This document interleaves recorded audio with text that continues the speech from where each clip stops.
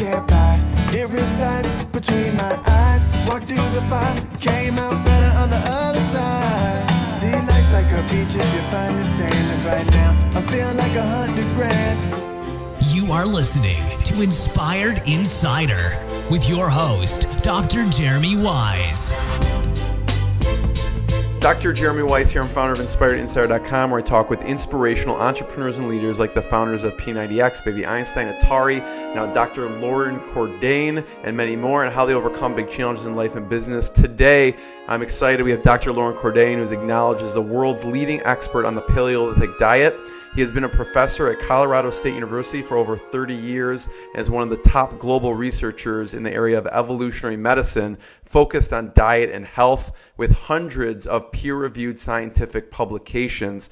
Dr. Cordain is the author of many best-selling books, including The Paleo Diet, The Paleo Answer, The Paleo Diet Cookbook. I have sitting beside me, you can't see, The Paleo Diet and The Paleo Diet for Athletes.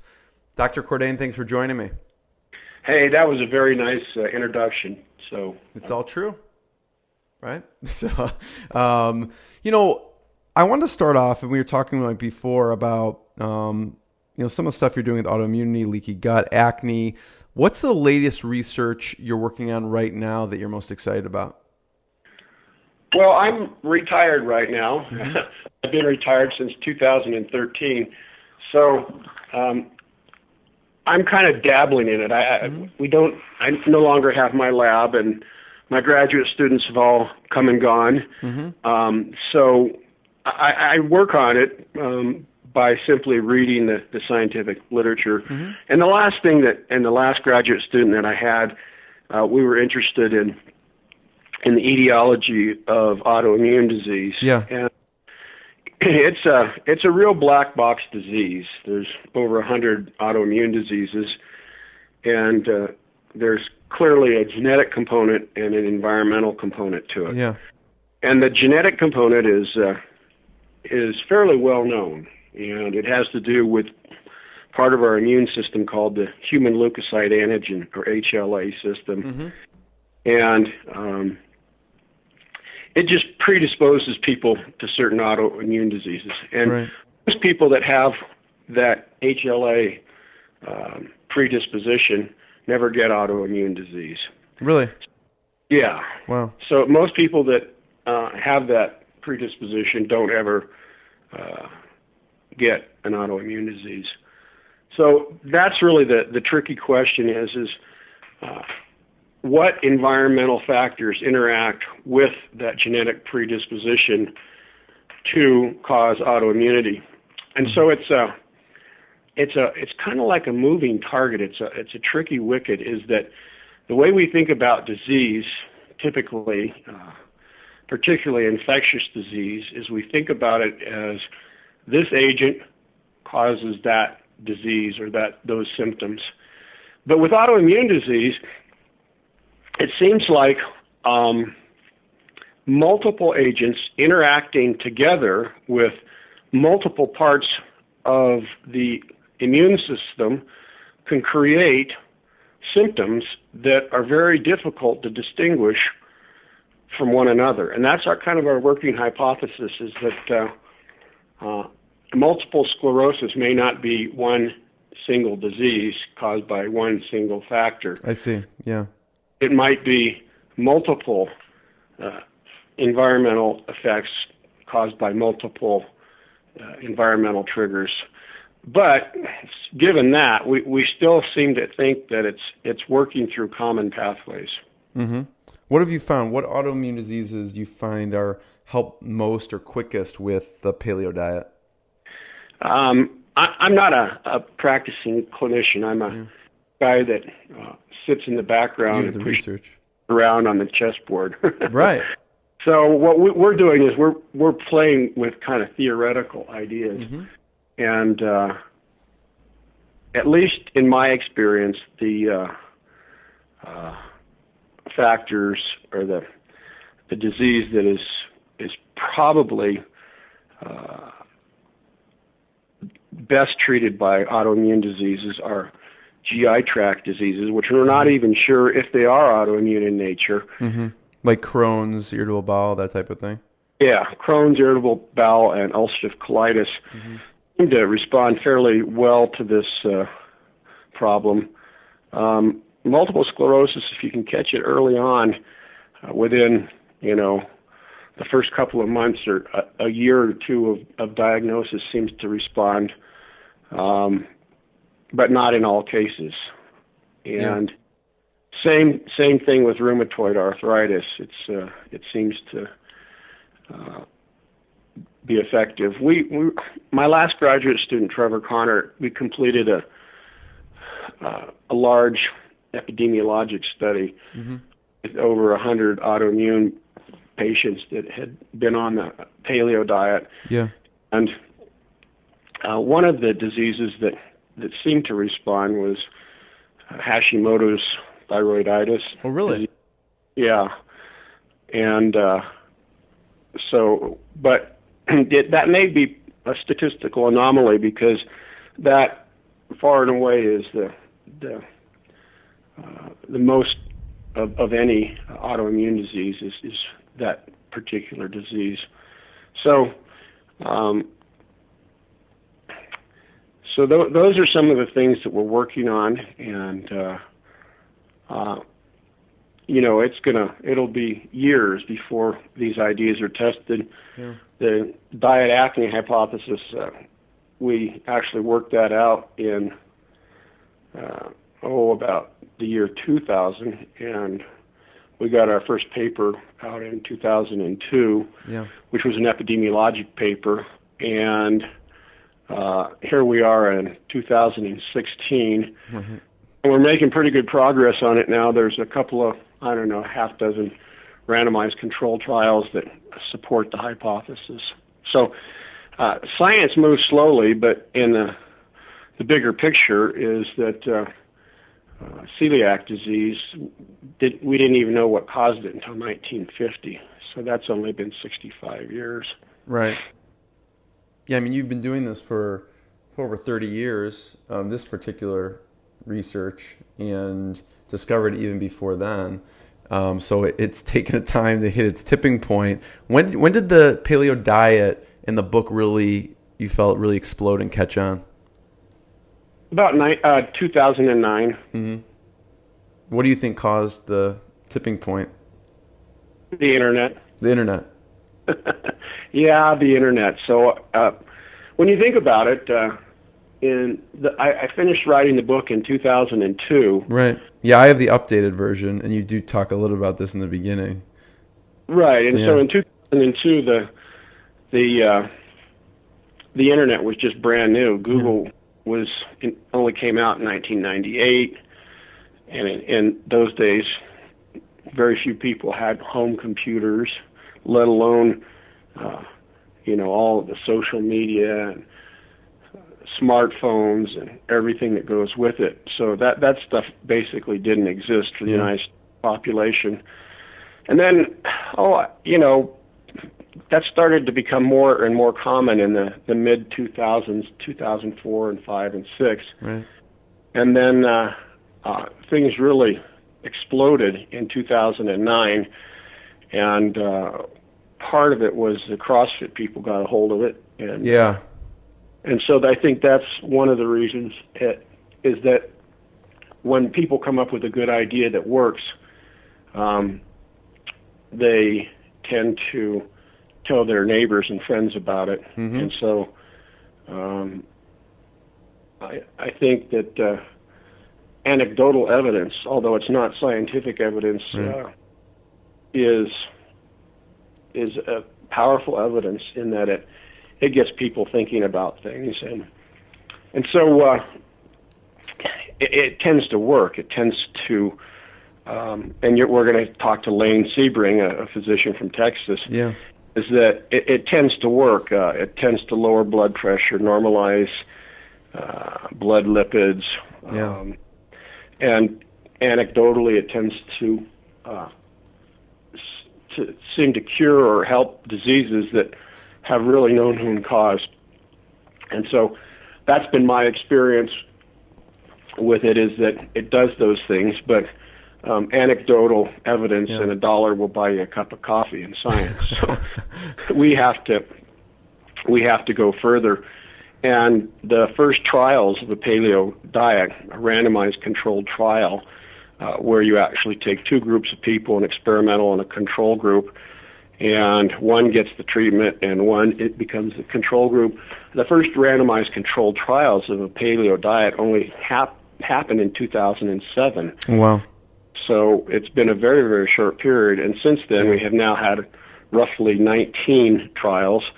And just recently, last year, we had our first what's called a meta-analysis. Okay.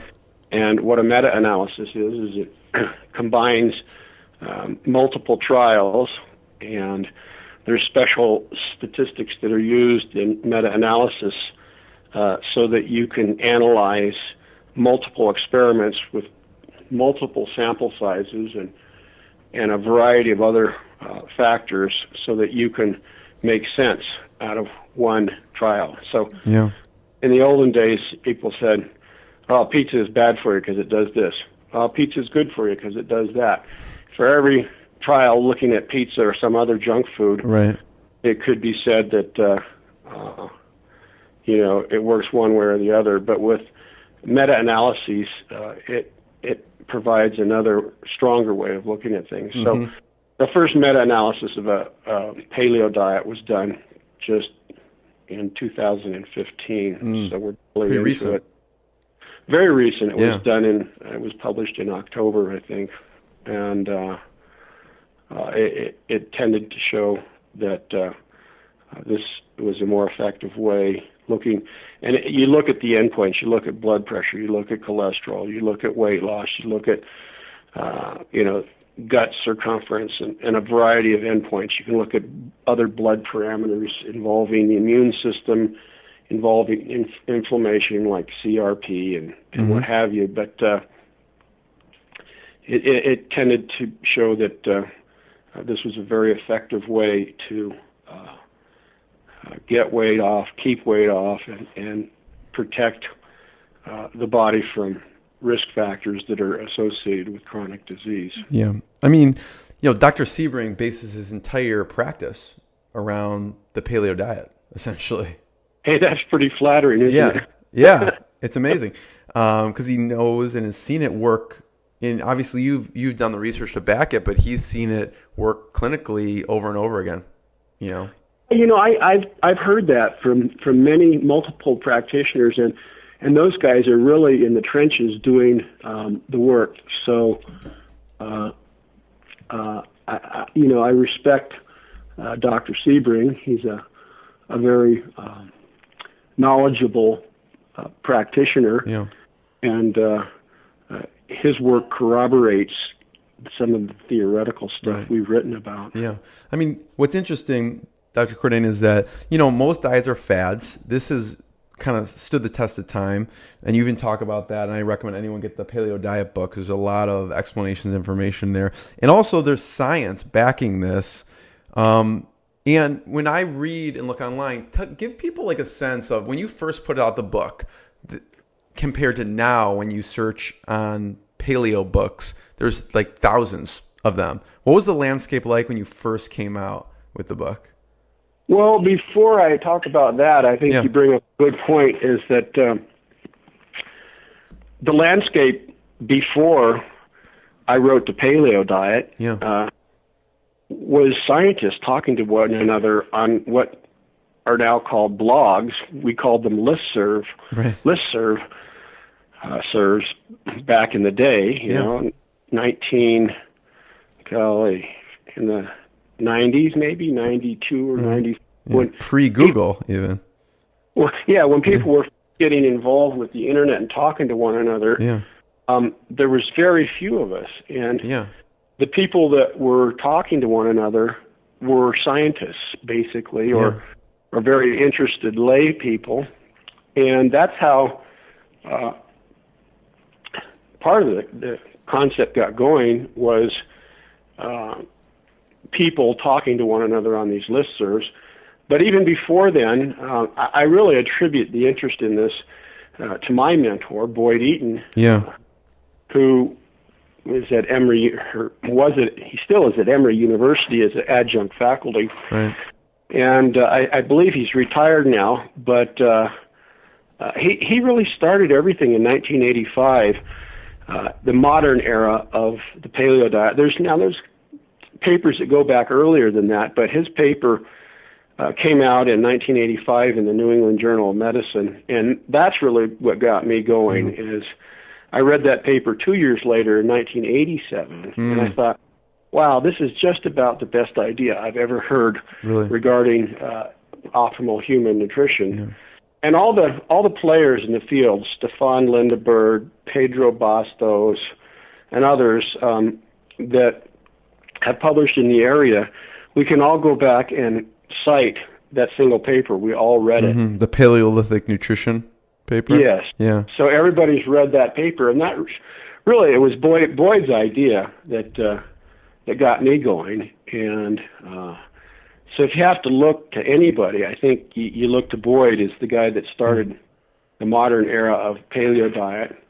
And before my book, there was a handful of books. You could, if you went online and you went to, even those days, I don't even know if Amazon existed, but right, it didn't.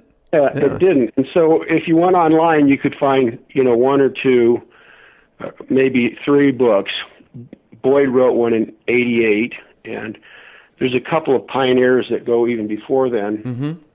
But it was just an idea that scientists handed around, and we got online, and some of the conversations that took place on those listservs were the very same conversations that we're having today.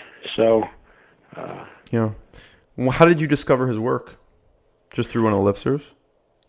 No, I'm a professor at Colorado State University. Yeah. And of all things, we have a student newspaper. Okay. Yeah. I was not expecting that answer, but. And so there was a girl that had written a short, brief little paper about Boyd Eaton's paper that appeared in the New England Journal in '85, and I think she wrote about it in '86 or '87. So in the school newspaper. In the school newspaper. Wow! Thank God for that girl. What? Thank God for that girl. Yeah. So she was just a student reporter, and she had somehow picked up on it and wrote a little paper about it. And so I went down to the library, because in those days you couldn't, there was no such thing as PDF files. Right. So I went down to the library, looked it up, and I Xeroxed it and brought it home, and it had roughly 80 references in it. And so...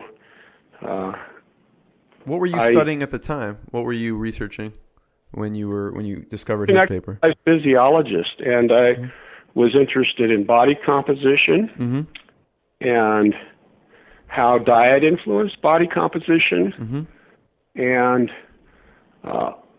lung function and a few other factors. So that's kind of how I came to it. So what was it like when you first met and chatted with Dr. Eaton? Tell me about that. Oh, God, I was scared shitless. Why? He was my hero. Oh, it's really? like reading Joe DiMaggio, Yeah. It's like I've been because he didn't just publish one paper, he published a series of papers. Right. And so I had read them all, and it's like, oh, my God, I'm going to see Boyd Eaton. And so I finally got up enough courage one day to call him, and this was, I think, in 1990 or the early 90s. And I called him, and he's a complete gentleman. He's a total definition of a gentleman and a nice guy. Yeah. He talked to me for over an hour, and at the end of that conversation, he said, well, it sounds to me you know more about this than I do. So it was one of the greatest compliments of my life. Yeah. And so I talked to him, and I invited him to come up to CSU and give a talk, and he did. About 90 people showed up for it. Yeah. And did he just present his paper? What did he talk about? He talked about the concept, and he was in the day, we didn't have PowerPoint, so he used slides, Right. and they were okay, but they were great for the day, Right. but they're nothing like what we can do with PowerPoint now. And it'd be appropriate if he etched it on stone for the Paleolithic times. It shouldn't even be on. You shouldn't be allowed to ever present on PowerPoint. Yeah. So anyway, it was a very good day. I got to know him, and we clicked. We hit it off. He stayed at my house before we had children, and at that point, we decided we should write some articles together. And he knew Artemis Simopoulos, and Artemis, of course, is one of the major players in the omega-3 story, the history of the omega-3 story. He knew her, and she was putting on a conference, health and nutrition conference in Greece. And so he called her up and said, "You got to get this guy Cordain to come give a talk." And so I did, and I didn't even have a passport. That's how naive things were. And so I got myself a passport, and I went to Greece, and I gave a talk, and it went very well. What did you speak on? I spoke upon the evolutionary basis for fitness, exercise, and fitness. Yeah. And we had just completed a paper, and I don't think it had been accepted yet. So we just had completed a paper on the topic, which we eventually wrote two. And then I kind of stopped writing on, the fitness and aerobic capacity stuff and focused more on nutrition. When he presented at, when you brought him in to speak, did he have a formalized plan for the actual diet, or was he just talking in general about Paleolithic nutrition? Who was that? Dr. Eden, early on, because well, he didn't have a formalized plan. It was more like just friends coming together and discussing ideas. So it's not like he laid out a series of ideas. We're going to do this, and this. I'm just curious if he said, like, early on, he's like, you should not eat dairy. Like, did he have those paleo diet rules at that time? He didn't really say so much as what modern people should eat. If you go back to that New England Journal paper in '85, he says this is what Stone Age people ate. Gotcha. We should emulate their characteristics. And then in '88, he wrote his first book, which was called Paleolithic Nutrition of All Things, but it was way before its time. And, the Paleolithic Prescription is what he called it. And it so well, but it just kind of fizzled. It was nobody was interested. The internet didn't exist. The timing was off, you think? And he had a couple of co-authors, Marjorie Shostak and Connor, and those two guys had convinced him, "You're never going to sell a book if you say you can't eat whole grains." He said, "You're going to piss people off." So they convinced Boyd to say it's okay to eat whole grains and it's okay to eat dairy. So it really wasn't a paleo diet. It was just a healthier diet, but so that. And doesn't that sound familiar today? It's like that's why I wanted to talk about the landscape. Bunch of all the people that are out there, some of the quote unquote leaders, people that have never published a scientific paper, they've never looked. They're telling thousands, tens of thousands, hundreds of thousands of people what they should and should not eat, and they've never published a single scientific peer-reviewed paper. And they're telling people that it's okay to eat kefir, it's okay to occasionally eat legumes, and and I agree with it occasionally, but it's like that's a real bad example. So if it's occasional, what does that mean? So I prefer to say the 85-15 rule. Give it a try. If it works, you're okay with it, you can do, but be very, very careful.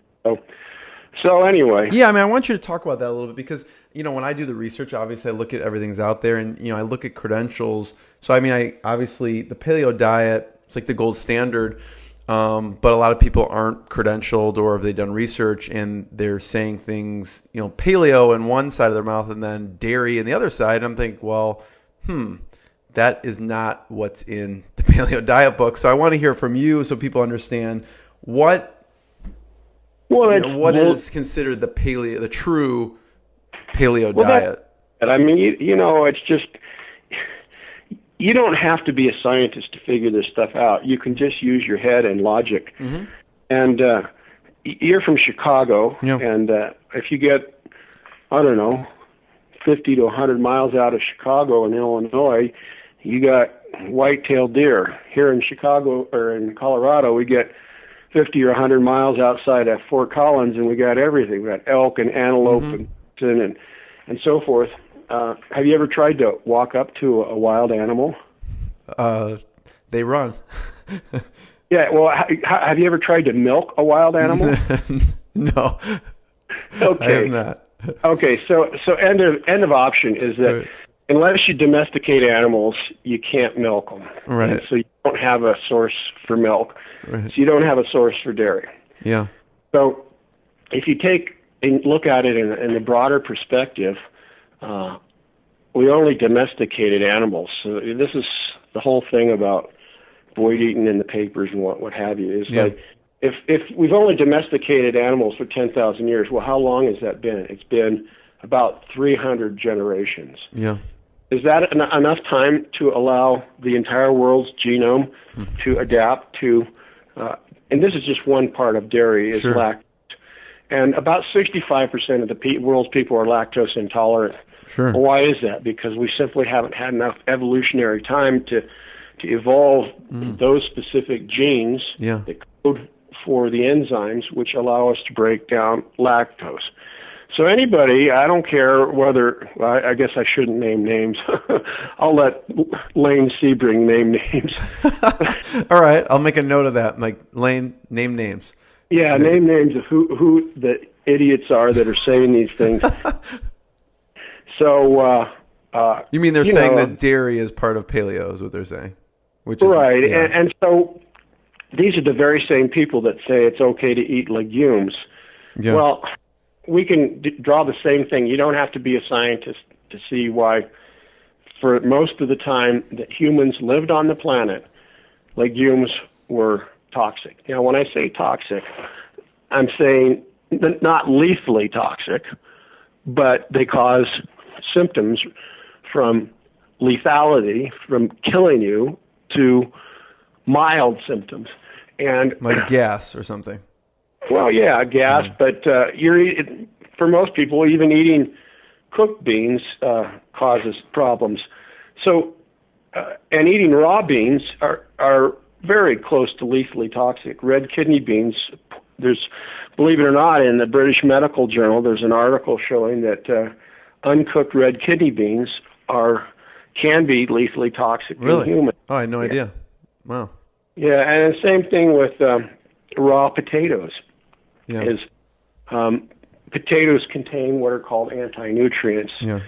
And solanine, alpha-solanine and alpha-chiconine are a couple of anti-nutrients that our guts don't deal with very well at all. And so these are the same people that are telling people to eat beans and legumes and potatoes and so forth. Well, we can eat them if we can cook the living hell out of them. And so my point is that you have to cook. You have to have fire. Right. And so you not only have to have the ability to control fire, which is one thing, you have to have the ability to make fire at will. Mm-hmm.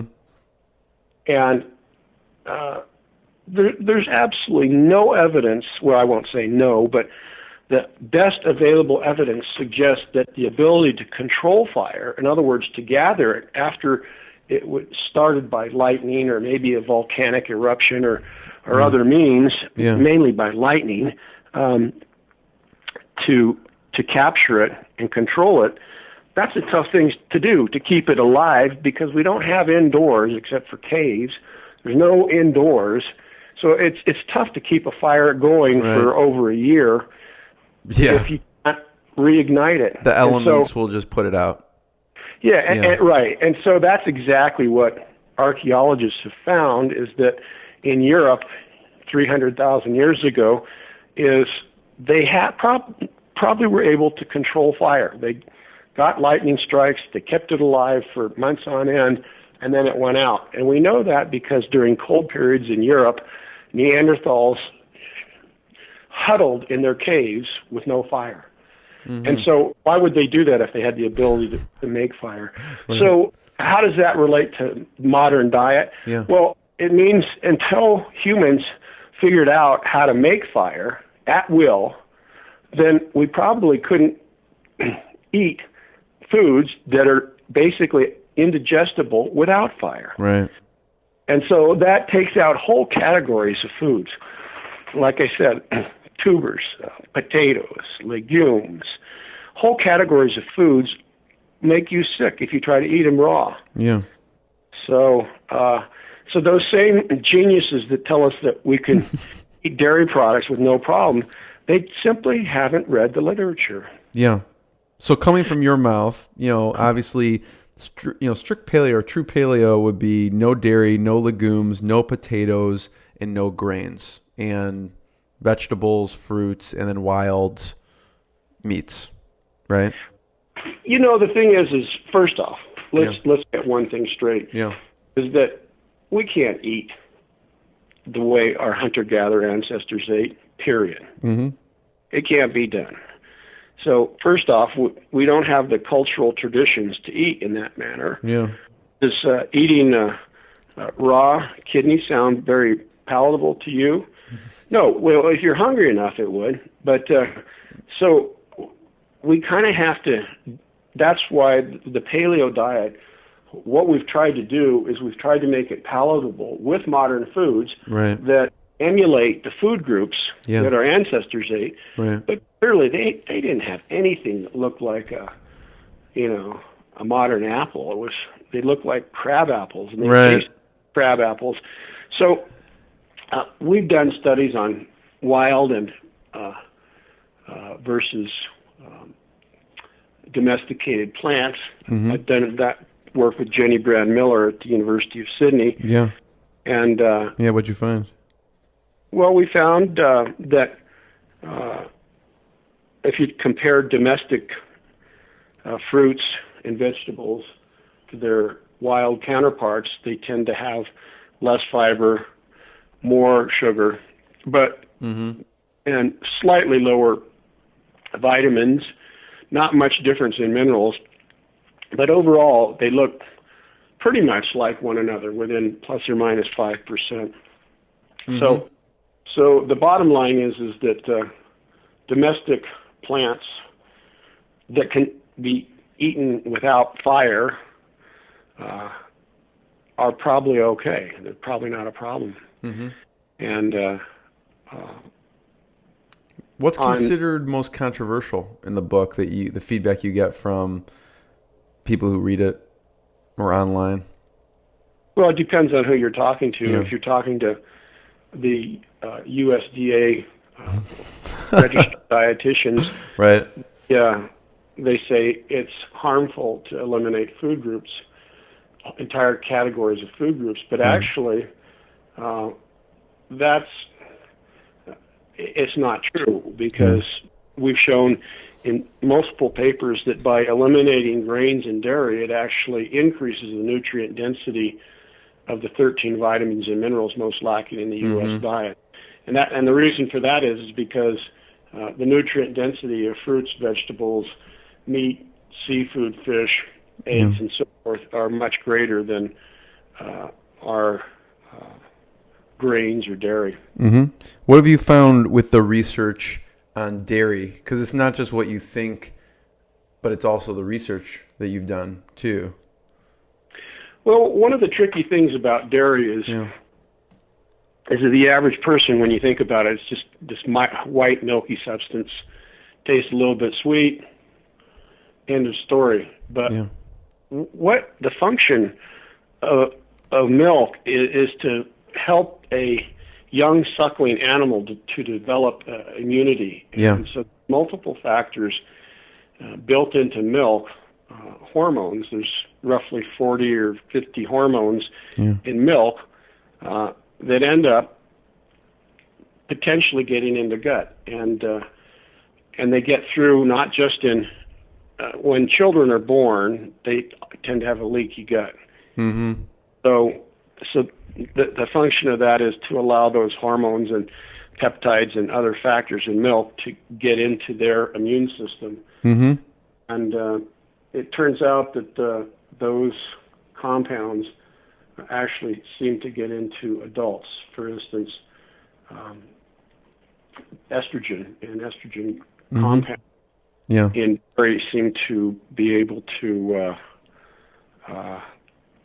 bypass the gut barrier and get into circulation and interact with the immune system, particularly if you're eating cereal grains and other factors and beans and what have you.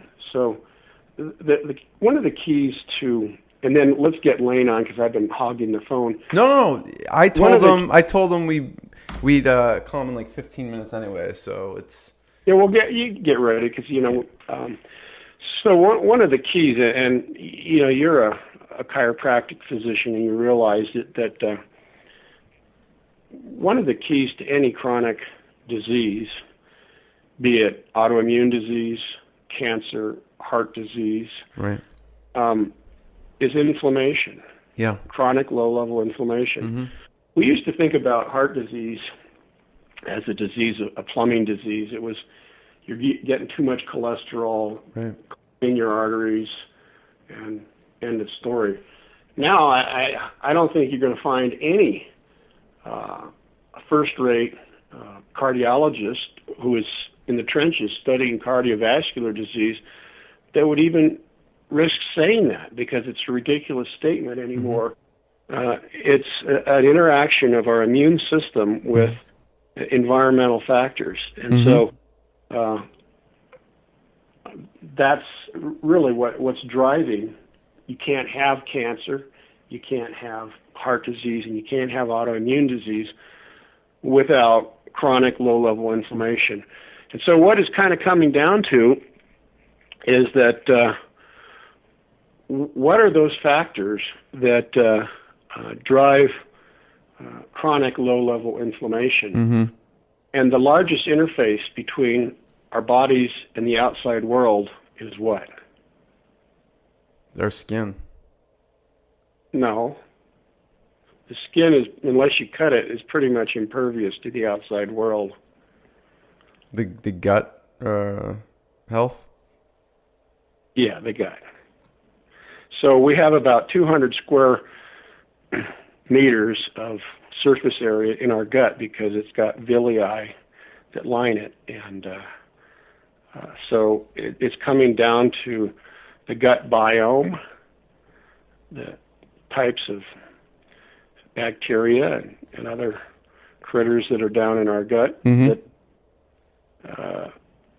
line our gut, and also our gut tends to be leaky. We tend to have, the way the gut is structured, there are mechanisms which deliberately sample what's in the content of the gut.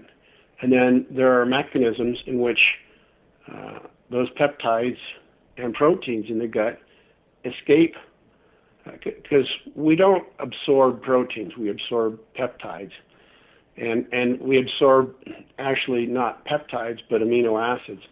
So peptides and proteins are not supposed to get past the gut barrier. And when they do, it causes problems. Yeah.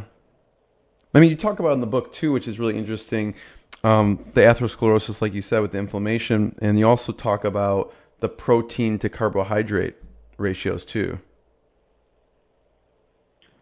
I think humans can live on a variety of protein to carbohydrate ratios. Typically, hunter-gatherers, they had more animal food than they had plant foods. And so we base that observation on the work we've done with worldwide hunter-gatherers and published in a paper in 2000, I guess, in the American Journal of Clinical Nutrition. And it turns out that a little more than half of the calories from the typical hunter-gatherer diet come from plant foods. Yeah. Or not from animal foods. Mm-hmm. Obviously, like you said, the Paleo Diet, you have the revised edition. What made you create the revised edition? What changed from the first one to the second book? My editor told me to do it. I'm sure there's some other reasons. Yeah, well, he said you got to update this thing, and so because at the time when I wrote it in 2002, yeah,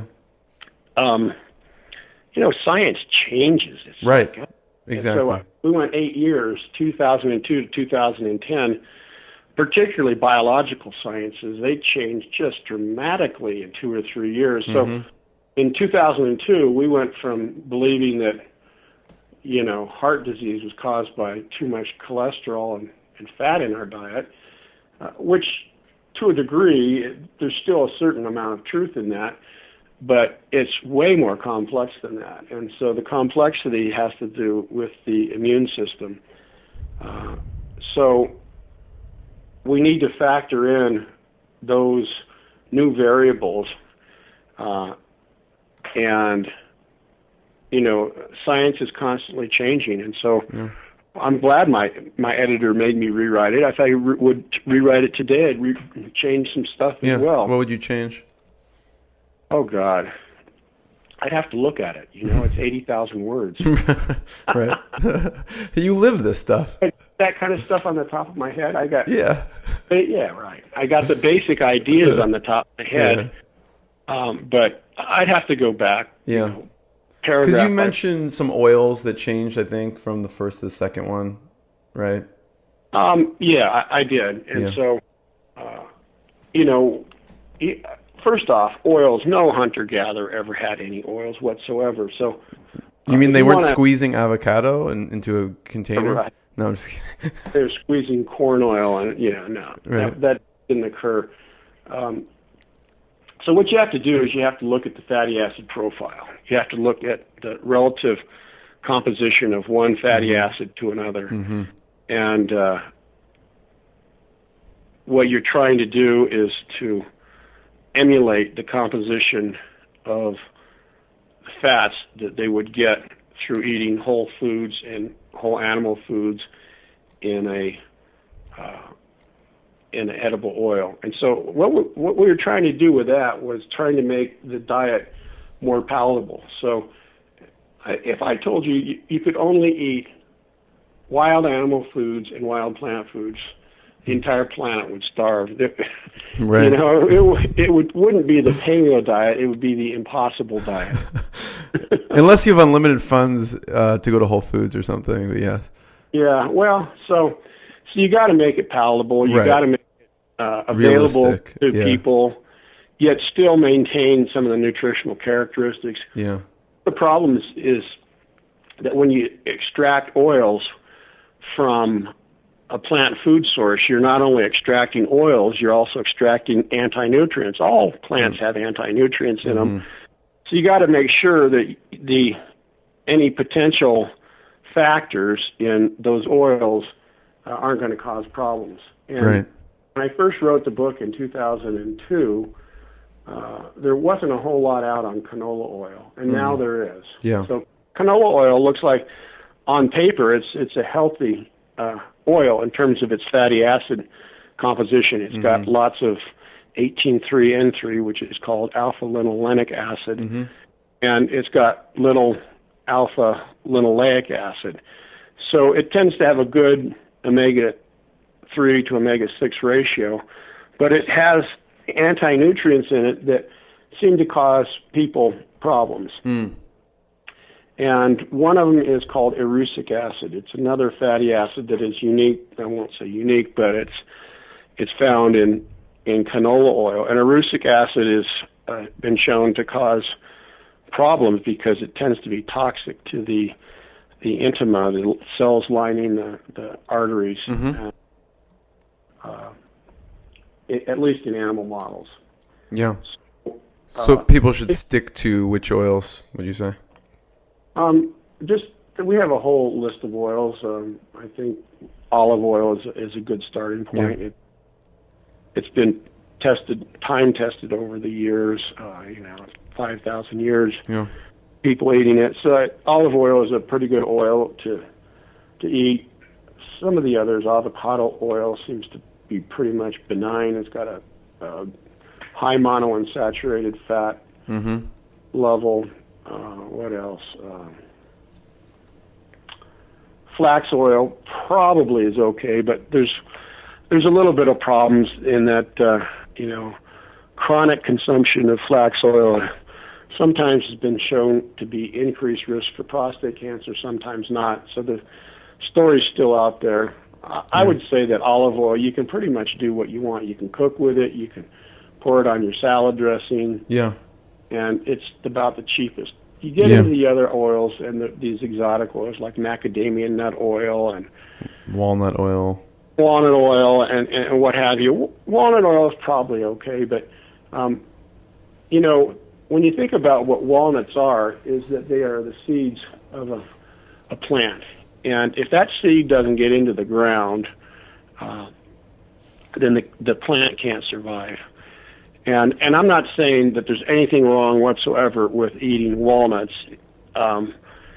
but typically what I look for as a scientist is that there probably are anti-nutrients in all nuts, just like they're in all plants. Our liver has a system that allows us to detoxify all kinds of stuff. So just because a plant has a compound in it that is toxic doesn't mean that it's not necessarily good for us. So it's a complicated. Right. But when we have animal data and we have tissue data that shows that compound is toxic in a dose-dependent manner, meaning that the more you get of it, then you need to be cautious. Yeah. We're getting into some of the obscure, far-off ends of paleo that I don't know that, I think people are interested in this because it's stuff they cook with, and you always hear stuff about good fats and bad fats and what oils. So, people are probably overusing in our everyday meals preparation, Well, I would stay away from the oils. And most people can't go wrong with the extra virgin olive oil. There is something that I do want to warn the readers of that I just found out about on 60 Minutes about, I don't know, a month or two ago. It turns out that the mafia have their hand in quote-unquote virgin olive oil from Italy. Really? So what they're doing is they're taking cheap oil like corn oil and other oils, and then they're putting a little bit of green dye in it, making it look like olive oil. Really? And they're making a huge profit on it. Go online and how did check out. How did they discover that? That was happening? People just tested it or something? Yeah, I don't recall the exact details, but they got into it. Wow. So the mafia is making, like 85-90% profit on oils. Wow. Taking common cheap oils and dyeing it like olive oil. So that's one thing to be careful of. Wow. Let's get Lane here. Let's call Lane on the phone. One last question about your research before I'm going to call Lane. What do you consider one of your proudest or best research discoveries through? Because I know you have over 100 peer-reviewed scientific articles. What's one to point people towards they should check more out on? On my website, I believe we're having a little bit of difficulty with my website these days, but on my website, I believe I've got the top 10 articles. You can see all of them.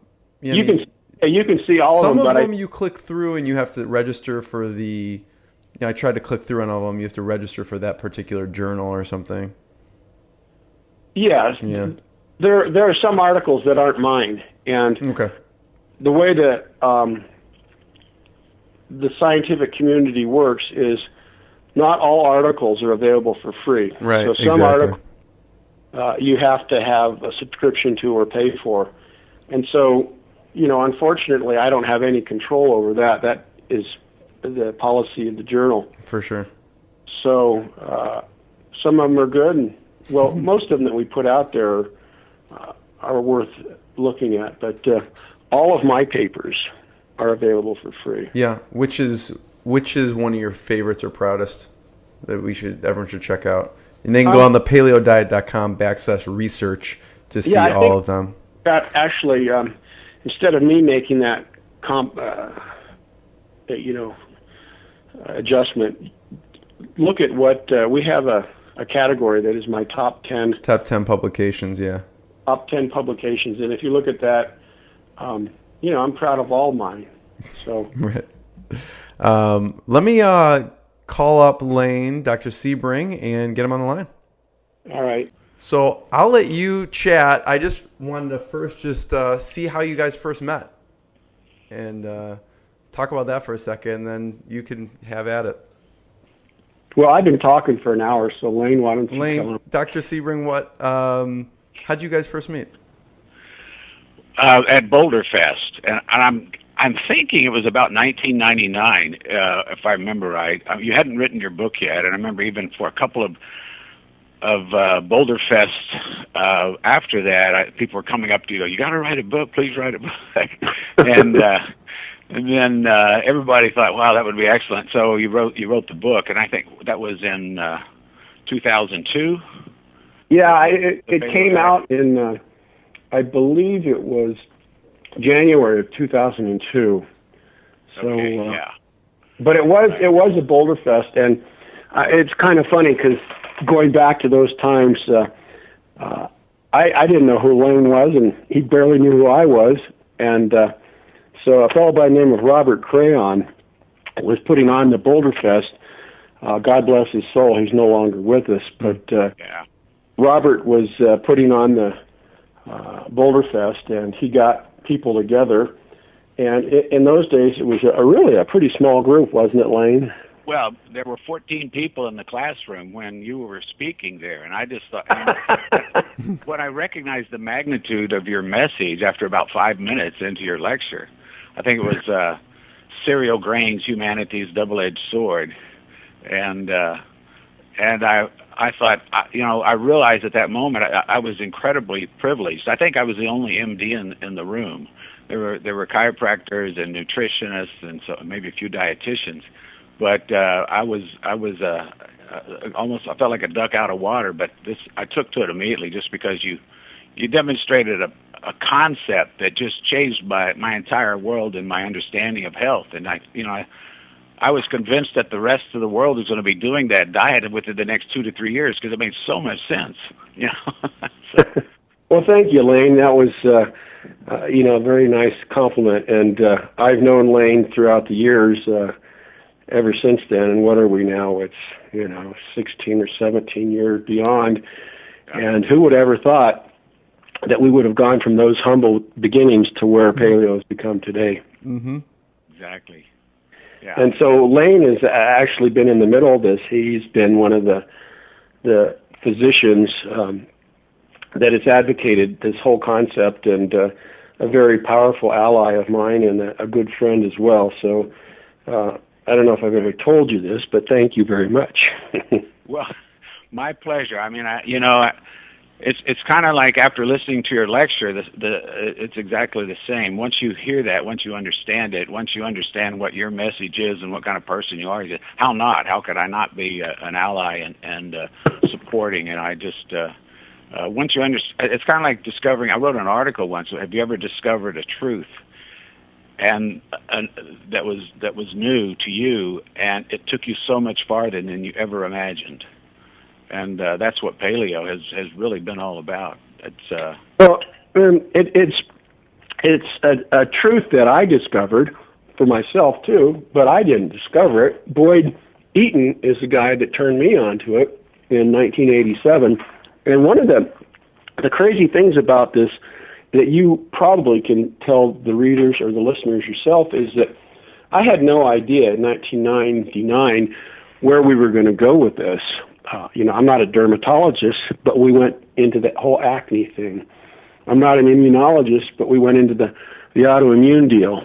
And so it's, and I'm not an ophthalmologist, but we went into the myopia. So it's absolutely amazing where this thing goes if you follow it to its logical conclusion. Yeah, exactly. This new template that was kind of, dropped in my lap for measuring what medicine was doing as being rational or out of its mind regarding, what is health? What are we supposed to do? Well, that's never been defined by modern medicine. And now, we have these hunter-gatherers that are more healthy than we ever imagined we could be. And so that was very exciting. And so what I think, what you were benefiting from in going into those areas with much greater insight than someone who grew up in ophthalmology, so to speak, or grew up in immunology was a very different perspective in recognizing, you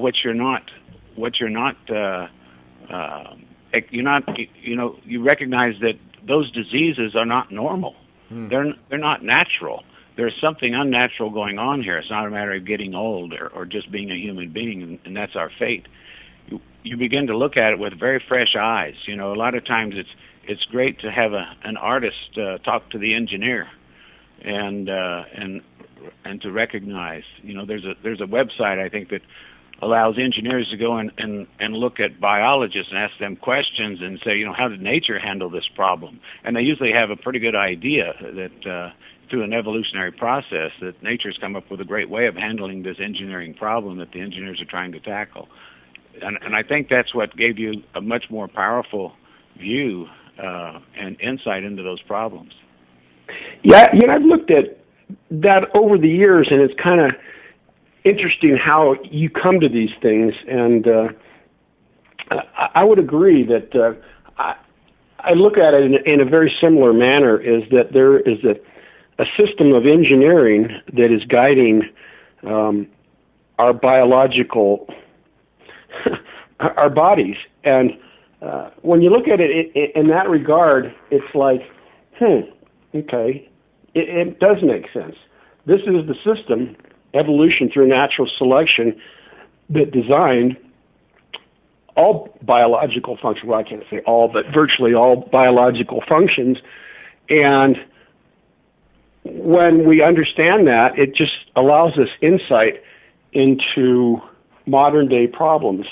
So one of the quotes that I like that comes out of this is that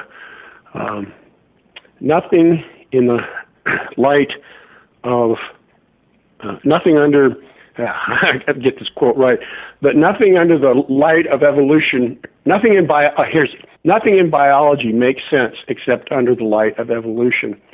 And you could turn that thing around and you could say nothing in nutrition makes sense except in the light of evolution. Absolutely. Right. And how now you're armed. If you understand the dynamics of evolution and how that works, and unfortunately not all that many people do, but once you understand that, then you can apply that to nutrition. And you can listen. I tell my patients that all the time. I said, now you have a template. You have a way of measuring out what some other doctor is telling you, what somebody on TV is, what you read in a book. Does this make sense? Because a lot of times it doesn't when you look at nutrition in the with the paleo template or with the evolutionary dynamics. Yeah, I think that's really, Lane, that's the strength of this idea, is that it's in so many ways it's a simple idea, but it can become complicated and complex in many ways when you try to get at it. So, but if you use that template as the guideline, then it helps to solve problems. Yeah, it really does. I know it's been a long time that you've chatted, since you've chatted, Dr. Sebring. I don't know, are there certain kind of questions that you wanted to address with Dr. Cordain? Yeah, I do. I hope you don't mind. Some things that we talked about On that first lecture, you talked about how we ended up when grains were added to the diet. That osteoporosis really began for a few different reasons because of the introduction of grains, which before was not human food, was really not consumed in any large amounts, and that we ended up with smaller brains, and we ended up with a jaw that was no longer large enough to hold all of our teeth. We lost about 6 to 7 inches in height, and this followed the introduction of grains all around the world. And I was wondering, I've heard some arguments that the sphenoid bone, and I've said it myself, but I wasn't sure if you had any more information about the sphenoid bone being that supports the brain and is back behind the eyes. It kind of buttresses the sides of the skull, but it wasn't strong enough to span that original distance after the introduction of grains, and basically all modern people now have a form of osteoporosis by comparison to our hunter-gatherers. If that was the reason for the narrowing of the face, or is that too simple? Lane, that's an area, obviously I haven't thought about everything. I've heard that argument before, and it makes a lot of sense to me. But to reconstruct a face of a person that is no longer alive, there's probably other factors involved, but it makes a lot of sense to me. Okay, yeah, and unfortunately, I think we're seeing that same change being more and more exaggerated in more recent times. I think when I was a child, I remember people with a little wider faces. I have a high school annual from one of my aunts in the 1930s and 40s, and virtually everyone had a nice, broad, wide face by comparison to what we tend to see today even. So I think it's continuing to change. Yeah, I think you're right. I think that we have become more and more dependent on processed foods. I just read an article that I wasn't aware of. It was an article that was, written in the early 20s about a woman who had put children on a basically paleo type diet and wanted to see what their appetites were and how they developed. And I got to looking at the diet that she advocated, and it was just crazy. Is like even as recent as the 1918s, 1920s, there was very little processed food compared to what we have today. Right, and that's what we're seeing. Those children seem to be doing much better. I was just reading an article on that earlier today. Okay, another question. Here's something else. I always try to legitimize, our hunter-gatherer brethren and our ancestors to my patients, to take away the stigma that people think that they were just barely eking out an existence, huddled here, huddled there, hiding from predators, shriveling from their surroundings. But in fact, they were masters of their environment and were quite amazingly capable. When you tell them they have an average of 2.5-hour workday, that sort of gets their people's attention. Yeah, it does. I think that part of the problem is that when we look at the surviving hunter-gatherers, what people are left in, into historical times that we could study.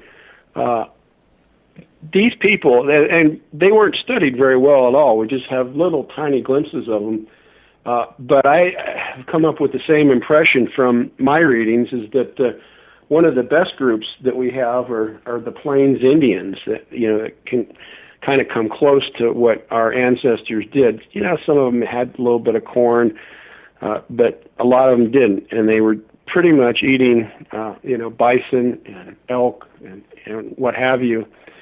And, I've got these 19th century descriptions of them, and it's amazing, what is said, how they look, how tall they were, how muscular the men were. And in a couple of my books, I think actually with the one I wrote with Joe Friel on the Paleo Diet for athletes, I started off with series of about a half dozen or a dozen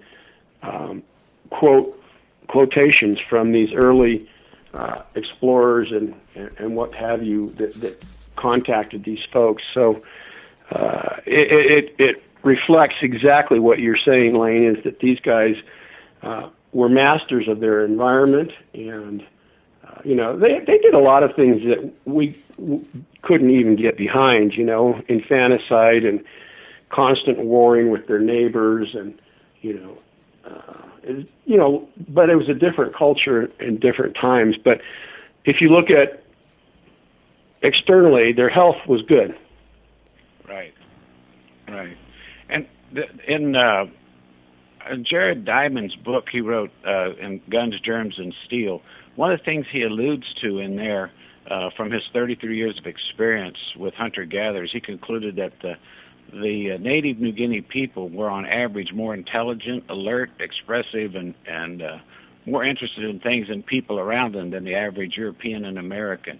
Have you ever run across any other people that talk about a superior intelligence in some way with these people? It's hard to say, but I think that they were better adjusted to their environment. And one of that's kind of a component, the psychological, behavioral component that I haven't gotten into much, but other people have written about it, and it seems to be true, is that all people had essentially equal functions. In hunter-gatherer groups, there rarely was a quote-unquote king or queen. There may have been a person that helped to make the decisions and was the talisman or whatever, but for the most part, everybody did everything. Well, I won't say everybody, but because women were treated differently than men, but for the most part, healthy people in the environment had equal potential, and so kind of equality type situation. Right. Yeah. It's one thing that I can say is you got me thinking about this, is that there were studies and have been studies done by audiologists right into the 1950s, because we had the technology to measure hearing, and the hearing was practically an order of magnitude better. So they'd be standing out in the plains of Serengeti, and these hunter-gatherers would look up quick, and they say, "You hear that? There's an airplane coming in through here." And the white guys are going, "What? What are you talking about?" So their hearing was incredibly acute, and I think the reason for it is there are very few loud natural sounds in the environment, and in this day and age, we're bombarded with automobiles and trains and planes and stereos and God knows what else. But it seems to never stop, actually. Yeah, it doesn't go away. Another question I would like to ask you too. We were talking earlier about how the paleo diet has really kind of begun to really take off quickly now. In the last few years, it's been amazing to see, and I think part of that was, finally enough groundswell of people were examples of the result of following the paleo diet to get people's attention, and that sort of thing starts to grow almost logarithmically at that point. And also, I think CrossFit gyms adopted it. And then you have these people who are doing, a reasonable exercise routine, and then also following paleo. And I got a lot of patients from them that said, "Oh, yeah, there's a paleo doctor right here," So there was all immediate kinship, and I didn't have to teach them too much about paleo diet. Yeah, no, I think you're absolutely right. But Lane, think back to when we first met.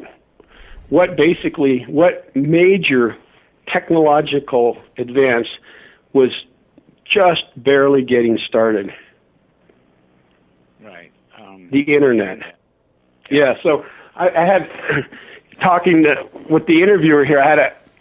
It was kind of interesting. We were talking about that, and I said, "Yeah, well, Google just got started in 1998, and the average person in the early or the late 90s and early 2000s, they didn't even have a computer in their home. And, cell phones or smartphones were way into the future. All the social media, all that stuff was yet to come. And so I think when you talk about a groundswell, it's like, yeah, okay, there's a good idea, but now anybody with a smartphone can talk to anybody else, and they do. And I think if this idea didn't work, if it was a dumb idea, it caused your blood cholesterol to go up, your blood pressure to go up, it made you feel worse, it would have died a death long ago. And so your point is well taken, is that it works. People talk to one another now very easily, and they talk to the largest network of humanity that's ever been created, the internet. And so that's why it's where it is. And I agree with you that we got a tremendous boost from the CrossFit people. And so I think those are the key elements that made it work. I wanted to ask you too. What are your thoughts? I mean, it's always inevitable. You see what happens. Christianity develops in Europe, and then it just starts all these splinter groups. They got the Protestant and the Catholics, and all subclasses of that. Things start to develop, and everybody has their own little idea about this. And so I was wondering what your thoughts are on the a lot of people are having different ideas. I saw a question on the internet: is free-range dairy paleo? And so I think I answered that. I said not no, but hell no. And so I know you.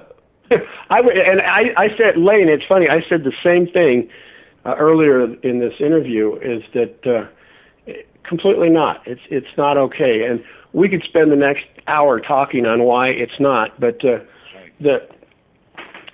factor that kind of got me onto this, because I believe, like many Americans still do, is that dairy products are something that, the milk mustache and so forth, it's something next to the American pie and motherhood. But it's actually not. It's, dairy products are a compound that are meant to make another species young, grow fast, develop immunity, and then get the hell out. You stop it after a while. No other species drinks another species' milk for their lifetime. And it's turning out that there's lots of problems associated with it, one of which is, the simplest of which is the glycemic index and the glycemic load. The group at Harvard, Walt Willett and company, are now, honing in, at least from the epidemiological perspective, on milk and prostate cancer. So that seems to be a real strong link. And it just goes on and on and on. And so milk and atherosclerosis. And I can see the dairy people. They don't want to hear this. It's like their livelihoods are based on this. Mm-hmm. But other people's lives are based on it, too. Other people's lives are based on doing this. You don't need milk.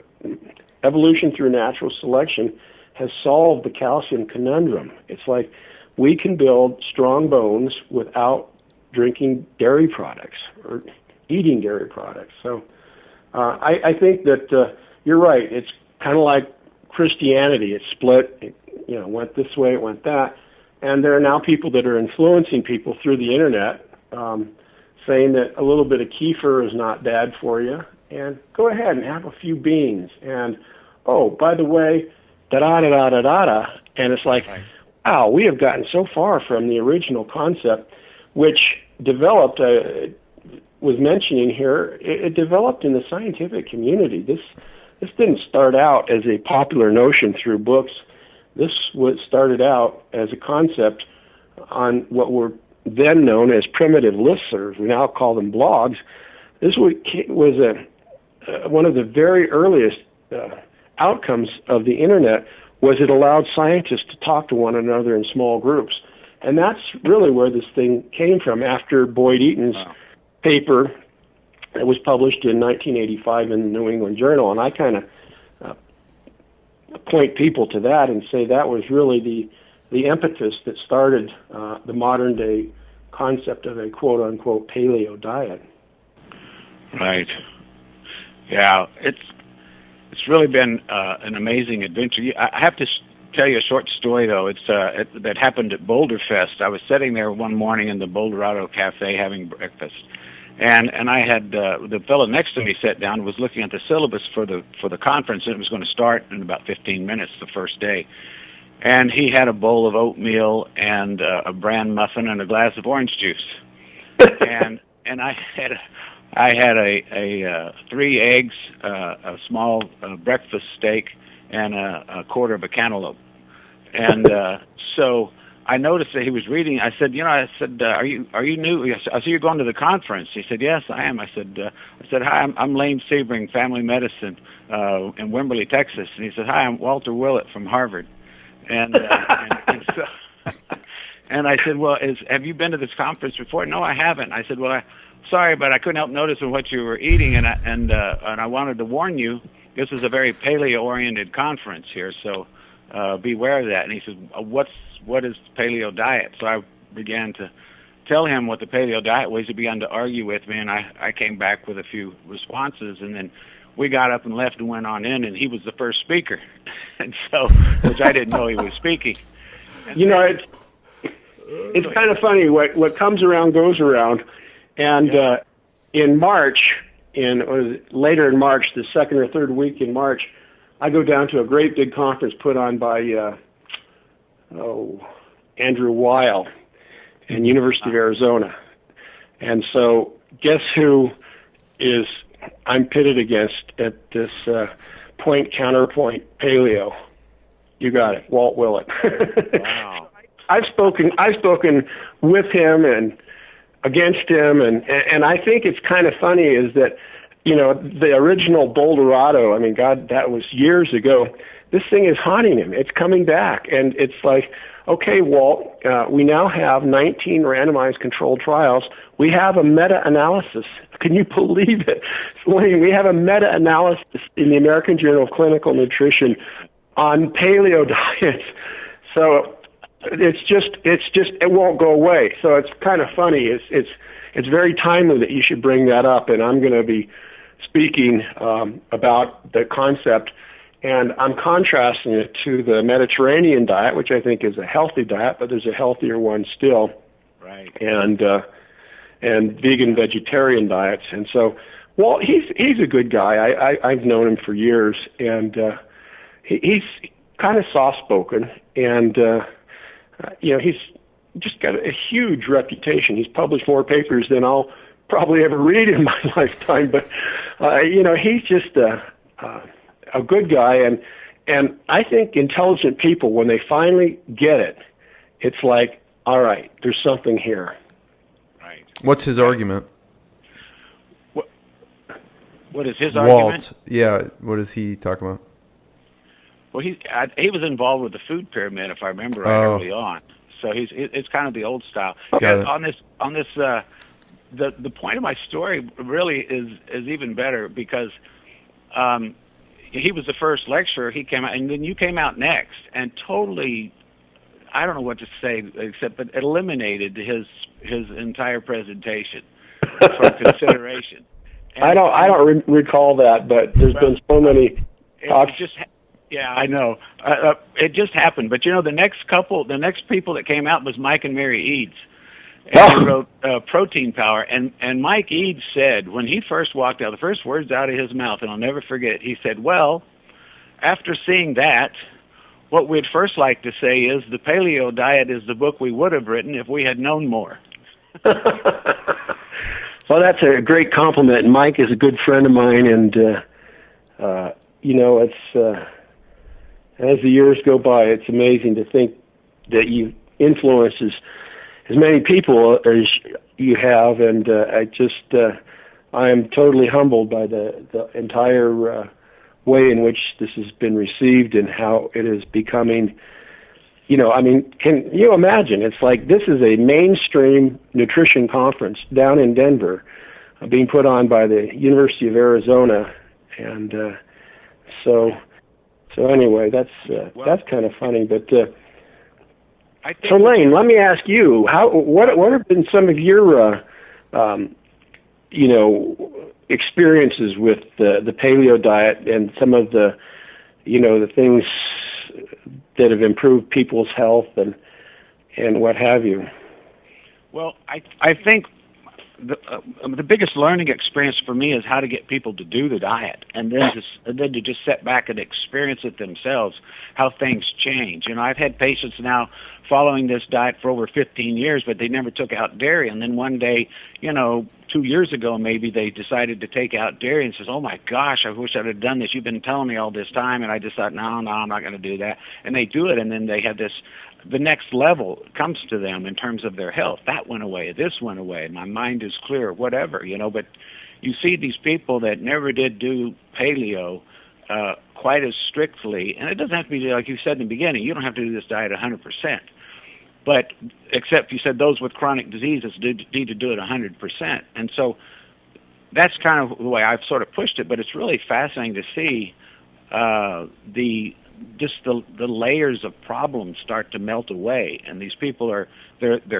self-confidence goes up, their ability to manage their own health, to recognize when there's problems, and they begin to proselytize this diet themselves, and I see I've actually got into a lot of cancer treatment now, as a kind of under the radar, I hope, but it's been that's always the foundation, because it's a low glycemic index, and the cancer cells love the glucose, and it tends to, you can make people a little more alkaline with it if you want, more readily, because I think all the foods we've added in the last 10,000 years tend to be too acidic, and it's more difficult to get that way if you don't pull those out of the diet, become more alkaline.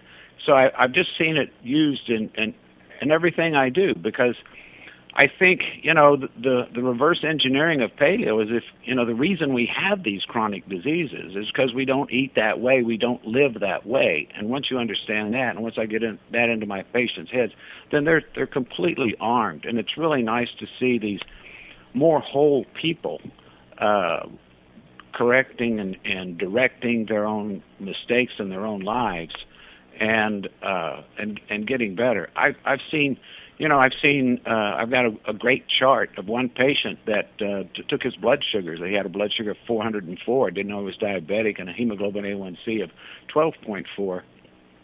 I called him up with the results, and I said, I said, "You've got diabetes." He said, "Are you sure?" And I said, "Yeah, times 2. And he said, "Well, I don't want to treat this with I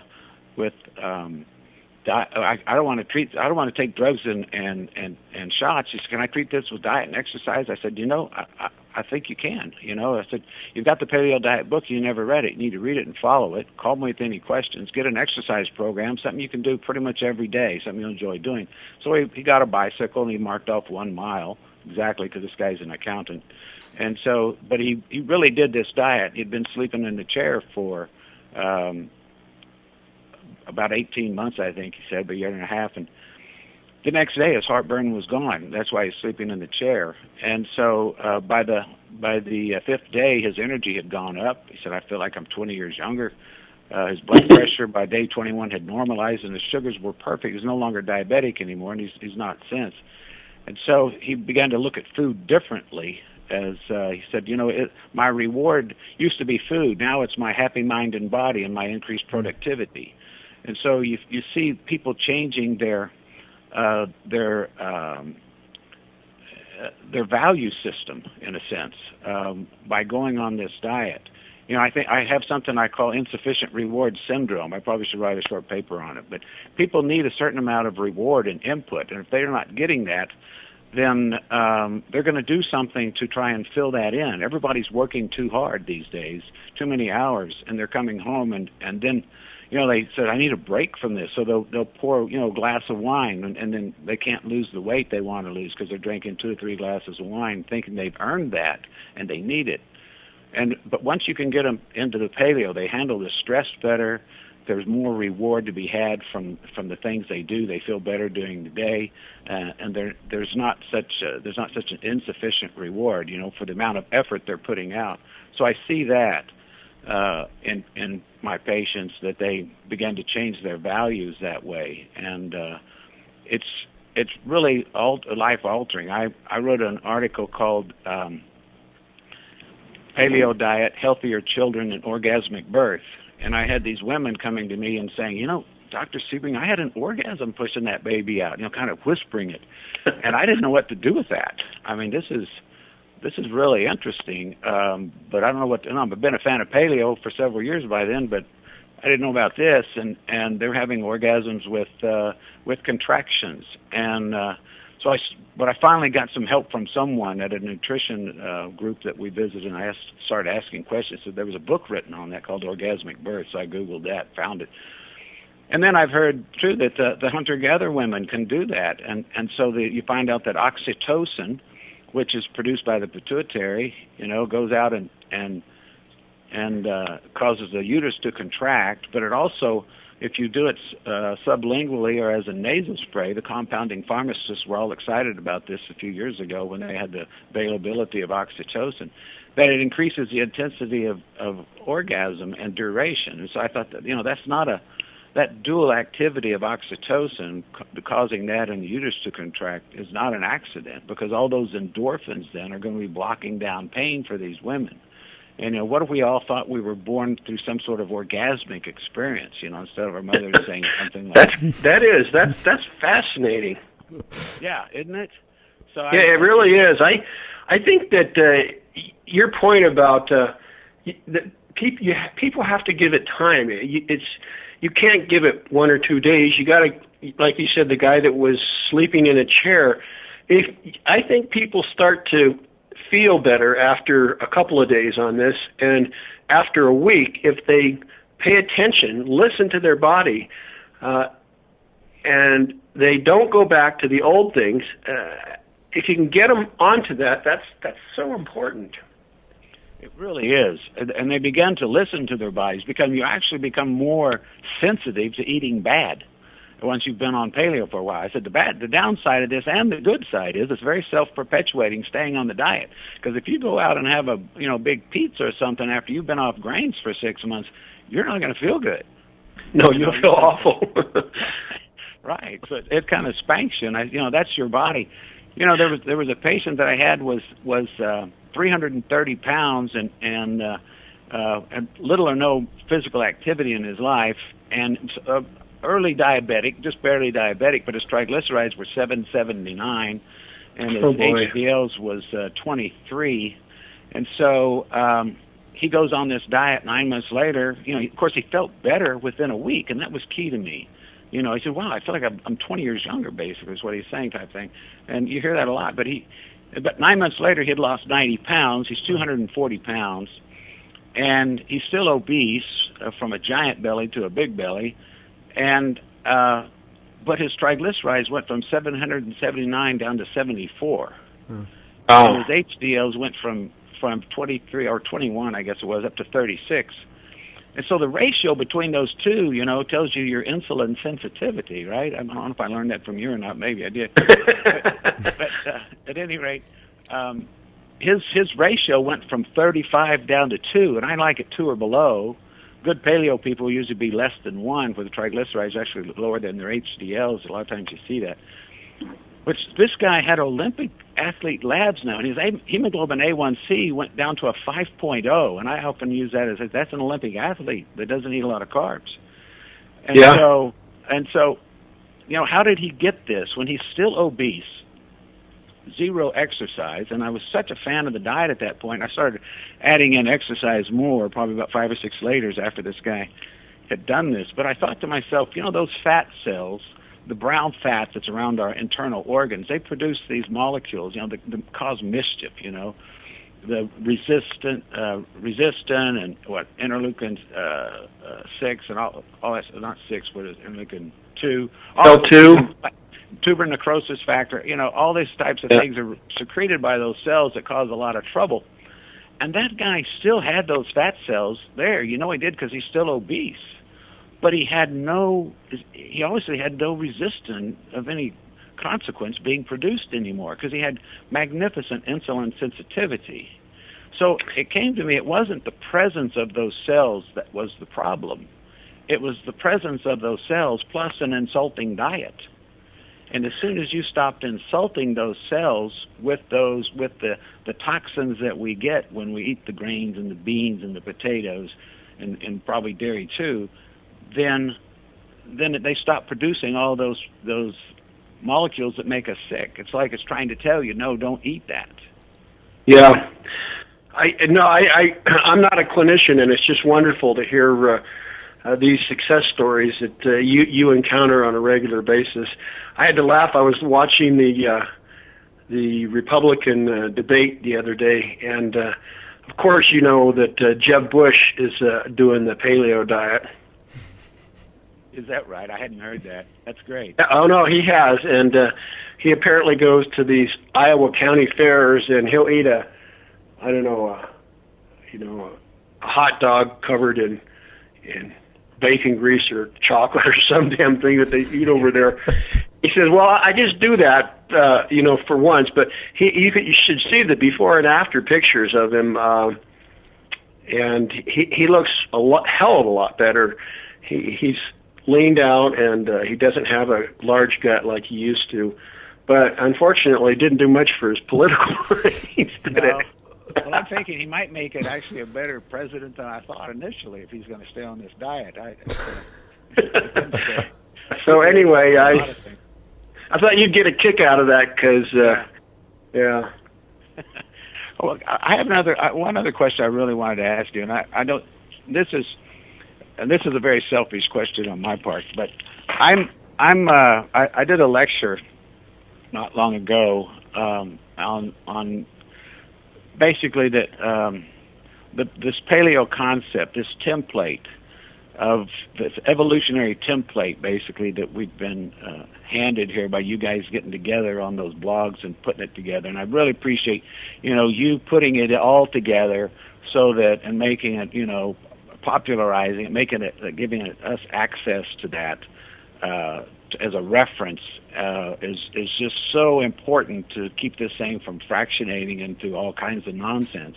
I really appreciate that, and as you know, I try to steer people back, corral them back in. You can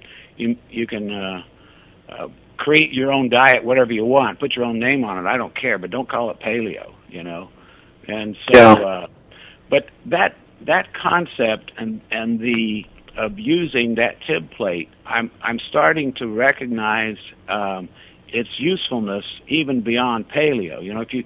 If you think about life on this planet or this planet itself, developing this survival of the fittest, the genetic variation, all these animals as experiments that need the capacity to be free to direct their own lives and their own choices so that these dynamics can work and then choose what works, is also a template that applies to so many other things, and it gives us a heads up when we're making a mistake. Because if that's what if that's what this Earth developed as the dynamics, then that's all it could have developed, because it's following its own nature.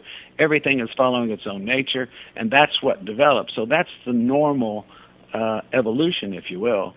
And if that's true, then those dynamics are inherent to this planet, at least. And so if you look at those dynamics, you apply it to a community, you get, this discipline we call ecology.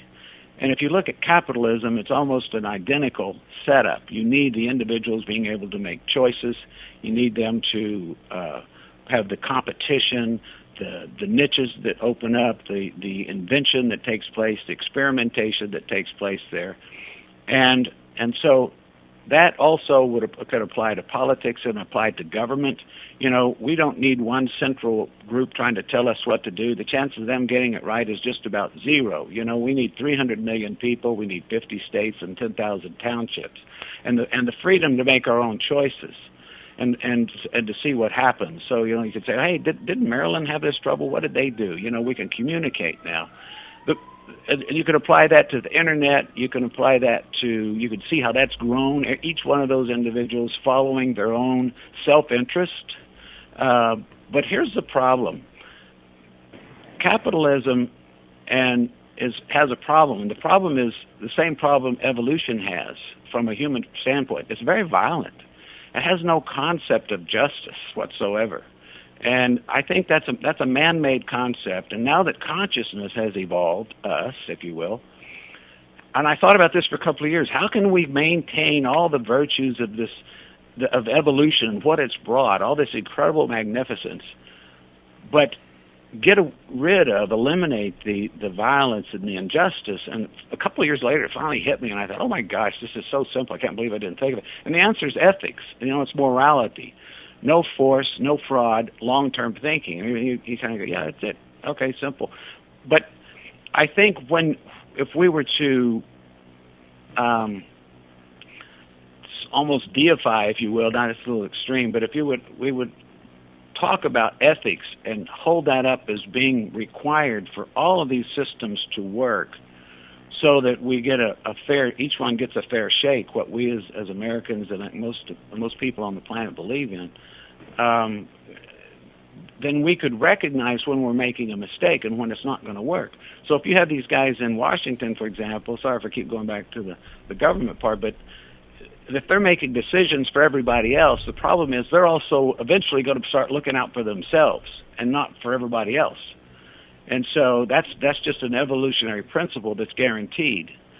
And I'm just wondering if you had run into anybody or what your thoughts were on this idea.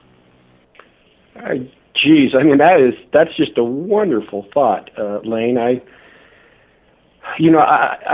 I'm 65 now, and I've pondered a lot of things in my life, and you have encapsulated a very powerful concept, and I'm in complete agreement with you. Is that the ethical issue here? How we're getting off on this, because we're in it for other reasons. We're in it for health and fitness and longevity. But your point is well taken. Is that the next step is ethics, and you're absolutely right. Is that in hunter-gatherer societies there was equality, but there was no justice. This is how things happened. And bringing, equality with justice makes a lot of sense to me. And I think that, there is kind of precedence for that in hunter-gatherer societies. I'm not a real good guy on the behavioral part of it, and there's lots of implications of paleo in terms of the behavioral way it influences people. And I've thought about some of this, and some of it I haven't thought about, but it makes a lot of sense to me. And well, I hope it makes sense to a lot of people, because it gives us a way, I think, to kind of find our way through the dark here and recognize where I think we're starting to make mistakes, and why we're struggling with certain systems that don't seem to be working. Yeah, it's a huge problem, and it's we're certainly not going to overcome it overnight, like the way that the paleo diet has really. It went from kind of an arcane scientific discussion into a worldwide concept in 20 years maybe, and so it's an incredibly powerful concept, and it really is nothing more than applied Darwinian theory. I'm amazed that it took so long for us to recognize that nutrition is applied biology, and it goes to the same thing that those quotes we talked about is right. So I don't know. I just can't give you any firm answers on that, but I am so excited to hear that you've stuck with it, and you really. I know that you're becoming, you are becoming famous. You're one of the most well-known physicians in the world who's applying this, and I see that you got on starring role on a movie and so our documentary, and so it's I'm just amazed that it's gone this far. Yeah, it's really been quite a journey. You just never know where some of these things are going to take you. And I think, to me, I couldn't let go of it just because it was there. I couldn't come back and prescribe medicine the way I had been doing. I had to find and learn, and it's been an incredible journey for me to learn that I can be more powerful. In the beginning, I thought, okay, well, maybe a little folate would be good for someone with depression, and then, okay, the omega-3s make great sense. And so, but I find people, they come to me and they'll have, a list of 18 problems. They've been to umpteen doctors and nobody's really listening. And they're pouring out their heart with this list of problems. And I said, we're really not going to get to this whole list here today, but I think I have an idea what's going on. I want you to do this. I want you to follow Paleo Diet as best you can.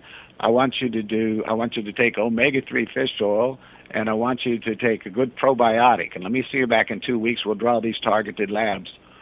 And they come back, and 80 to 85% of their own list is marked off. Oh. And so, they did that themselves now, and they'll never forget that. Yeah. And so they just had an awakening, much like I did at your first lecture. And so they just said, and it's very, very empowering. But those other problems have been tricky. That other 15% has taken me 20 years, and I'm still working on those. But it is. It's a panacea, but not a panacea for everything.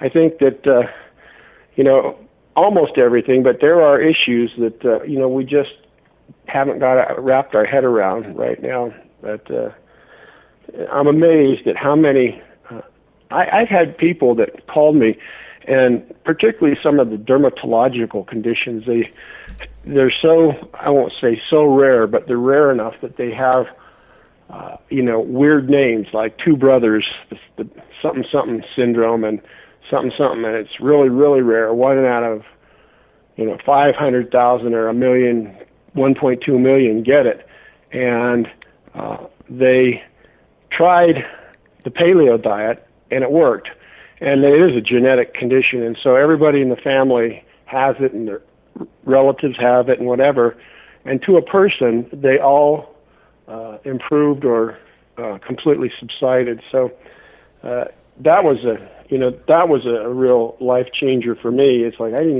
even know what the disease was. Right. So, well, you didn't need to know what it was. You just need to know what the problem was. Yeah. That's what's so fun about this. It changes. Medicine puts a name on something and think they've done something. Yeah. And, I've often wondered why doctors just they never ask, why did this happen, and so how did this come about? They don't ask that. It's kind of like, and I think one of the methods is that, well, you're told a certain percentage of people get it.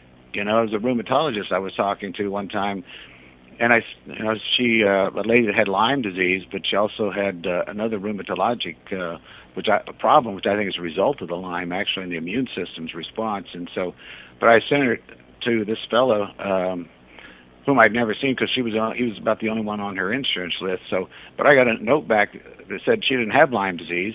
She has dermatomyositis. I said, did you get my note? And he said, yeah, I did.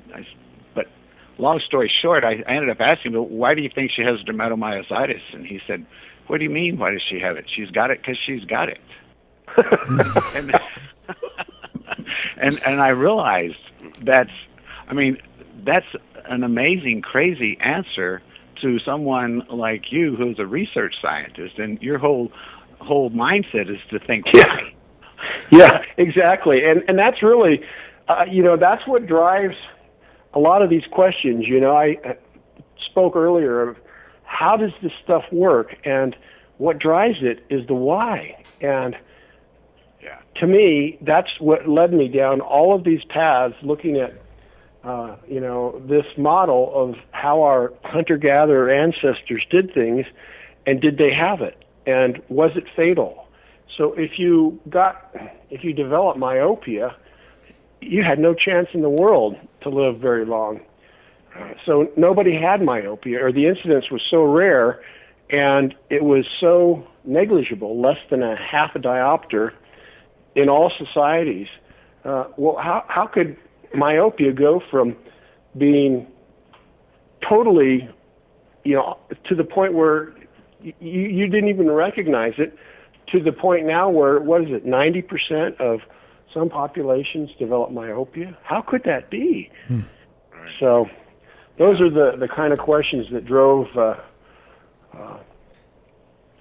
and ultimately the answers to those deal with molecular biology. They deal with the biology of the cell and how hormonal changes through common dietary practices influence hormones, which influences cells, and you get right down to it, and you get pretty close to the answer by taking that approach. Sometimes the answer isn't known. So it was only in the early 2000s that we recognized the signal transduction system, that why high glycemic load carbohydrates, how did they affect retinoic acid? Well, retinoic acid is the signal that regulates the growth of sclera.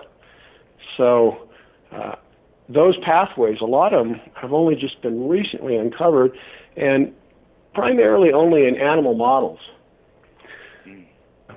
Anyway, I've been on the horn here for about hours.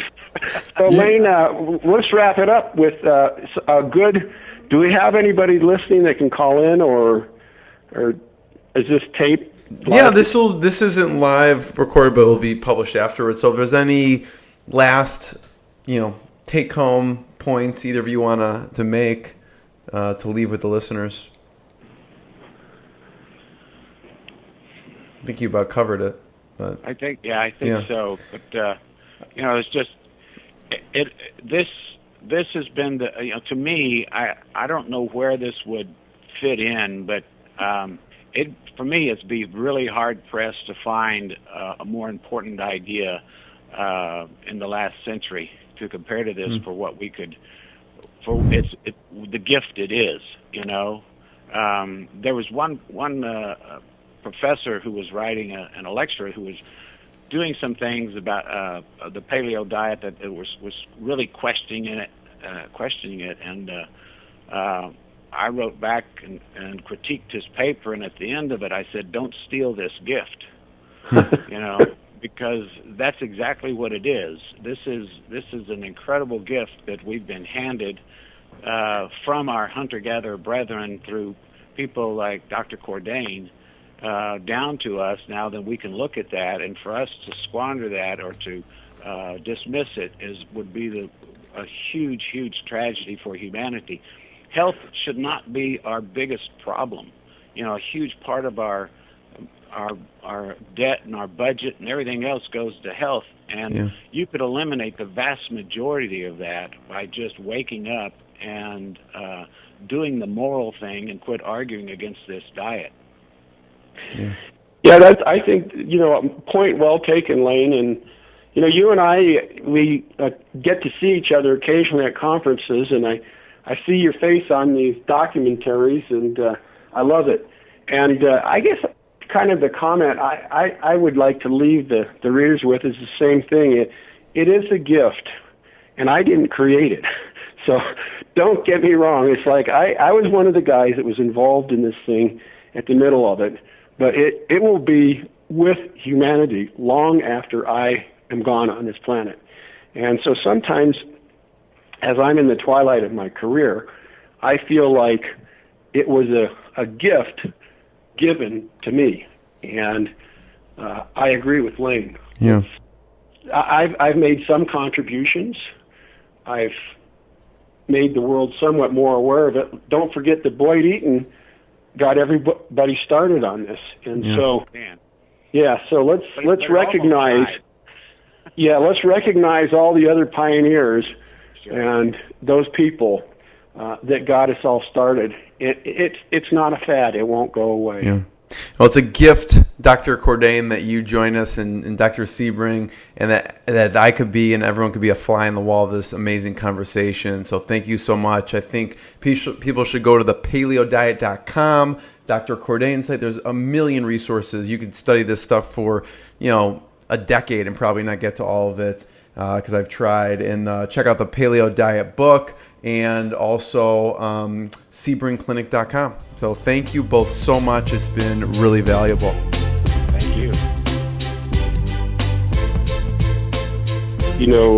Many immunologists now kind of are buying into the idea that we first promoted way back in 2002, that a leaky gut was one of the characteristics, that underlies, many autoimmune diseases. And now Lizio Fasano and others at the University of Maryland Celiac Center are saying the exact same thing. Really?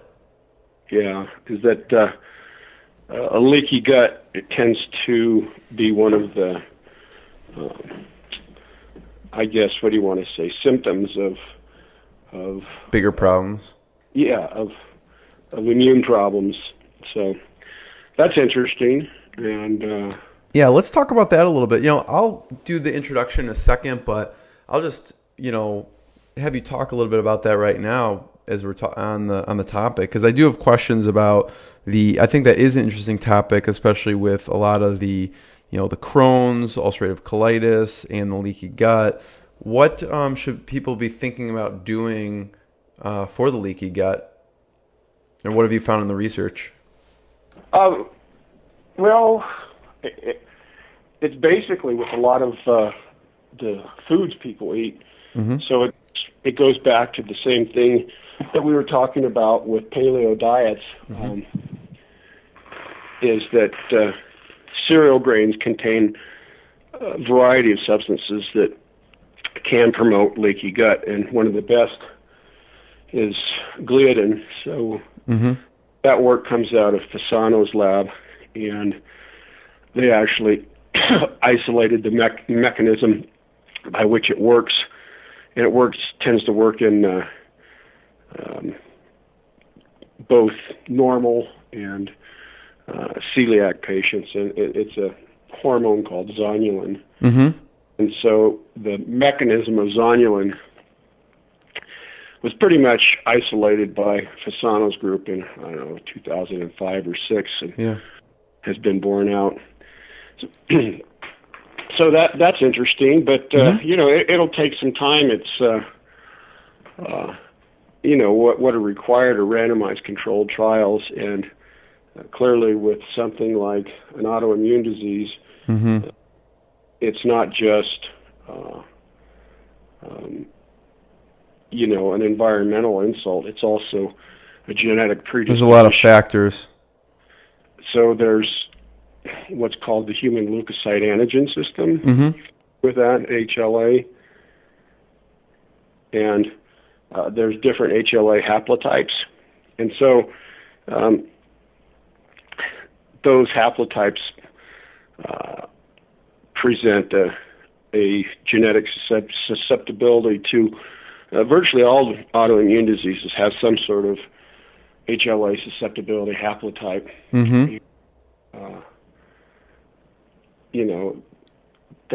It's not 100% matchup. Some of them are 60, 70%. Some of them have multiple haplotypes. And so it's the way in which T cells receive the antigen from the what's called antigen presenting cell. Again, I don't know how deep your knowledge is of this, but I don't know that getting into that kind of detail. It's very technical. But my knowledge is probably more than most, but not as extensive as that. So anyway, some other things that might be of interest to you is we were the first people way back in 2002 to suggest that acne was diet related. and that has now been borne out by a couple of randomized controlled trials. Yeah. The whole notion that a paleo type diet has any benefit whatsoever has now been borne out by 19 trials. Wow. Even been a meta-analysis published last year in the American Journal of Clinical Nutrition, examining, I think, 4 trials and I don't know, 70 to 100 patients. So it's a concept whose time has come. Yeah, you're ahead of your time, I guess, before, and it's catching up. What's the challenge with those trials? What have you found? How do you run those trials for the acne, for instance? Well, a randomized controlled trial is pretty much there. You know, there's a few different ways you can run them. Yeah. But you basically have a control group and an experimental group. Right. And one gets the treatment, obviously, and then one serves as a control. And in the better randomized controlled trials, you cross them over. So the one group that was the control now becomes the treatment and vice versa. And you typically have what's called a washout period. Mm-hmm. Washout period allows for whatever has happened to go back to the way it was. And then what needs to be done is you need to do what are called power calculations. And with power calculations, you determine there's an interaction between the size of the sample and the treatment effect. And so the smaller the sample size is, the less the probability that you're going to get a treatment effect. So there are equations used that help scientists to calculate the power of the experiment. Yeah. So good randomized controlled trials take that into account, and they determine the effect. And then there's all kinds of other things that can complicate it, particularly if you know that multiple environmental or hereditary factors are interacting to produce the effect. Right. And so you need to control for that. So say, for instance, you know that acne is related to a high glycemic load diet. Well, there's multiple factors that can alter insulin sensitivity that need to be controlled for. So, for instance, in the first few trials of quote-unquote paleo diet on acne, they didn't control for